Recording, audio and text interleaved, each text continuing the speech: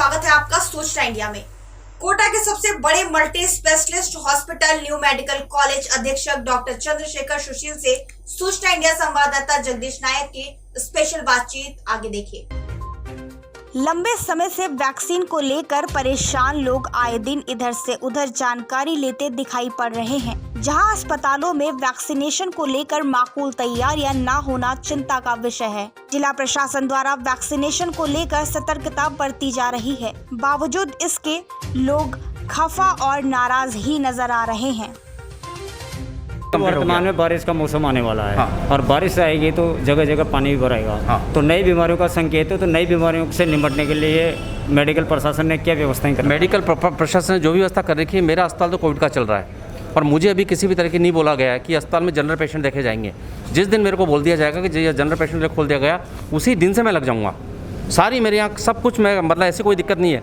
2-3 दिन लगते हैं, 2-3 दिन में सारी व्यवस्था हो जाती है यहाँ पर। ऐसे कोई बहुत बड़ी दिक्कत आपके क्षेत्र में जो भी नर्सिंग कर्मी हो जो आपके अंडर कस्टडी में वो सर्वे करने जाते हैं, तो उन नर्सिंग कर्मियों के साथ क्या क्या व्यवस्था है कि उनको किसी तरह का कोई संसाधन नहीं है? मैंने आज देखा है, आंखों से देखा है सर, उनके पास कोई संसाधन नहीं है। अगर वो बच्चे ऐसे घूमेंगे, ऐसे सर्वे करेंगे, तो हो सकता है या तो खुद संक्रमित होंगे या अपने परिवार को संक्रमित करें। इसको लेके क्या कहना चाहिए? सर्वे करने का जो काम है सीएमएचओ की टीम, मैं मानता हूँ सीएमएचओ, हमारी टीम नहीं जाती, हमारी टीम सर्वे में आज तक नहीं गई है। सर्वे काम टोटल उनके पास है और जहाँ तक मुझे विदित है उनको बाकायदा मास्क भी दिया जाता है, सैनिटाइजर भी दिया जाता है। पर बाय द वे किसी को नहीं दिया हो तो मैं कह नहीं सकता। उसके बारे में मैं सीएमएचओ साहब से बात करूंगा, भाई कि ऐसा क्यों हुआ, अगर नहीं दिया तो उनको देना चाहिए। जो सर काफ़ी टाइम से विरोध देखने को मिल रहा है कि जो लेबर जो होती है कॉन्ट्रैक्ट लेबर, इनके जो 2-2 हज़ार रुपये या 1-1 हज़ार रुपये या 2.5 हज़ार रुपये जो काटे हैं और इनका कहीं होगा पीएफ भी जमा नहीं है वहाँ पे। इसको लेकर क्या कहना चाहिए? क्योंकि इन बच्चों ने लगातार डॉक्टरों के साथ कदम से कदम मिला के अपनी जान जोखिम में डालकर अपनी सेवाएं दी है। इसको लेकर, इनका मानदेय को लेकर और इनकी व्यवस्थाओं को लेकर, इनकी सुरक्षा को लेकर क्या कहना चाहेंगे सर आप? इनका जहाँ पीएफ की बात है, इनका पीएफ बाकायदा जमा होना चाहिए। मैं बिल्कुल इसमें हूँ, जिसका पीएफ बनता है वो पीएफ जमा होना चाहिए। कुछ लोग क्या करते हैं कि 10-15-20 दिन काम करते हैं और छोड़ के भाग जाते हैं, उनका पीएफ जमा नहीं होता।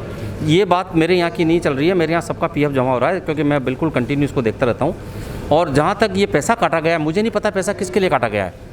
उनका कहना है कि हमने एक दिन, हमारा जो पैसा आने वाला था 2.5 हज़ार रुपये जो सरकार ने घोषणा करी थी, जो कोविड-19 में, उसको 200-250 रुपये पर डे और नॉर्मल जो वार्ड में करेगा उसके 100 रुपये पर डे। इसकी तरह से गवर्नमेंट ने करीबन 40 लाख रुपए कोटा प्रशासन को दिए हैं। वो 40 लाख रुपए इन लेबर क्लास के लड़कों को के अकाउंट में जाना चाहिए, लेकिन वो आज तक जमा नहीं हुआ। इसको लेकर उन्होंने इस चीज़ को अधीक्षक महोदय को ज्ञापन दिया था। उसको लेकर जब उनका काम नहीं हुआ तो उन्होंने धरना भी दिया था। जो धरना दिया था उसको लेकर उन्होंने एक दिन हड़ताल की थी। उस हड़ताल को लेकर उनके 2-2 हज़ार रुपये काटे, जिससे उनको मैं इसे बता दूँ कि ये जो डेली वेजेस के जो लोग बाग काम करते हैं, हमारी जो बात होती है वो होती है ठेकेदार से, और ठेकेदार हमारे बीच ये बात होती है कि आपका एक दिन भी आप हड़ताल नहीं करेंगे। अगर आप हड़ताल करेंगे तो उसका पैसा काटा जाएगा। नहीं सर, उन्होंने मेरी बात सुनने पहले, क्योंकि ये उसके हमारे बीच कॉन्टैक्ट नहीं है। हमारा जो कॉन्ट्रैक्टर है हमारे बीच में, क्योंकि अगर मान लो ये जो इमरजेंसी की जो स्थिति है यहाँ पर अस्पतालों में, हमेशा इमरजेंसी रहती है और इमरजेंसी में यदि आप हड़ताल करते हैं तो पैसा कटता, हमारा ही पैसा कटा है। नहीं सर, मेरा ये कहने का, दूसरी बात ये, मेरे यहाँ भी लोगों ने हड़ताल की थी 1-1 घंटे की। मैंने भी उनके 3 दिन के पैसे काटे हैं। फिर बाद में जब मुझे बहुत ही इनके ऊपर दया आई तो फिर मैंने 3 दिन का जो था इनको मैंने एडजस्ट किया छुट्टियों में, क्योंकि इनको 4 दिन का रेस्ट देना पड़ता है। मैं कहा आप 4 दिन का रेस्ट नहीं लोगे, मैं आपको पैसा दे दूंगा। लेकिन हड़ताल पे सिर्फ 33 लड़कों ने 1 घंटे की हड़ताल की थी। बाकी जो लड़के हैं उनका भी पेमेंट काट लिया गया। इसको लेकर क्या? नहीं, उसमें तो दिक्कत है ना। फिर या तो नाम बता दे 33 आदमी, नाम नहीं बताते कोई भी, वो तो नाम का ज्ञापन तो आपके पास है। नहीं, वो तो उसमें तो ये लिख के दिया कि हम सब हड़ताल पे रहेंगे। मेरे पास पड़ा है ज्ञापन। जब मेरे यहाँ ज्ञापन दिया है, मुझे बता कि आज से हम 1.5 घंटे की या 2 घंटे की, पहले तो, बाद में बीच में कहा हम 3 घंटे का स्ट्राइक पर रहेंगे और हम 3 घंटे तक नहीं आएंगे, सभी कर्मचारी नहीं आएंगे। तो ऐसा तो नहीं हो सकता कि मैं 10 की काटूँ, 20 की काटूँ, फिर काटूँ। लेकिन आने वाले टाइम में अभी 2nd लेयर से बड़ी मुश्किल से अपन निपटे, 3rd लेयर का कोई भरोसा नहीं है। आने वाला जो समय आ रहा है वो भी कौन सी बीमारी लाए इसका कोई पता नहीं है। अभी वर्तमान में मेडिकल स्टाफ चाहे वो छोटा हो या बड़ा, वो सबकी ज़रूरत है।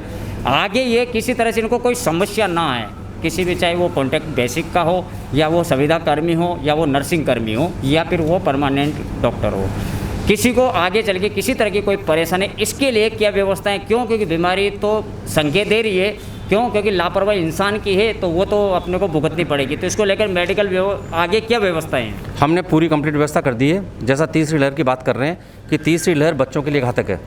इस अस्पताल में हमने 500 बेड बच्चों के लिए रिजर्व कर दिए हैं।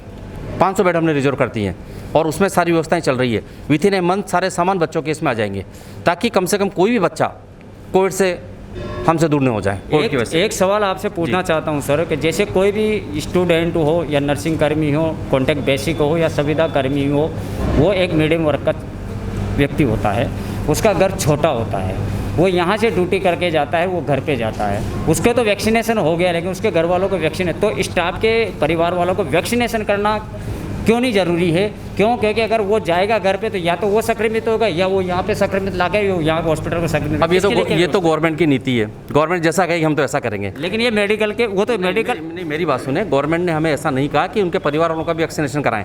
मैं डॉक्टर हूँ, मैं यहाँ का सुपरिटेंडेंट हूँ, मेरी मिसेज एजुकेशन डिपार्टमेंट में, उसके बावजूद उनका 3 महीने तक नहीं हुआ। 3 महीने के बाद ही वैक्सीनेशन हुआ उनका, जब उनका नंबर आया। 18+ का वैक्सीनेशन का क्या चल रहा है सर? नहीं, 18+ का चालू कर दिया। जो जितनी अभी तक वैक्सीन आती सर है, आज तक तो नहीं है। जो वैक्सीन आती है हम लगवाते जा रहे हैं। तो कब से चालू हो जाएगी सर? क्योंकि लोग वेट कर रहे हैं। हमारे पास में जो वैक्सीन आती है बाकायदा नाम से आती है। अच्छा, जनता को आगे क्या दिशा निर्देश, क्या सलाह देना चाहते हैं जिससे कि इस बीमारी को रोका जाए? किस तरह से? मैं तो यही कहूँगा कि जब भी आपका नंबर आए 100% वैक्सीन लगवाएं। जब भी आपका नंबर आए, आप कहीं पर भी आए, कितनी भी दूर आए, पर वैक्सीनेशन जरूर लगाएं, क्योंकि वैक्सीनेशन टोटल फ्री कर दी है गवर्नमेंट ने। दूसरी बात मैं कहना चाहूँगा कि जितने भी कोविड के रूल्स हैं उनका आप पालना करें, जैसे मास्क लगाना, हाथों को सैनिटाइज करना, दूरी मेंटेन करना और भीड़ में नहीं जाना। मैं यही कहना चाहूँगा, जहाँ तक आवश्यक न हो घर से दूर न जाएँ, घर से बाहर न निकलें, ताकि आप व आपका परिवार कोविड से बच सकें। जैसा कि हमने डॉक्टर चंद्रशेखर सुशील अधीक्षक मेडिकल कॉलेज से जाना, उन्होंने जो चीज़ बताए, सूचना इंडिया कैमरामैन के साथ जगदीश प्रसाद नायक।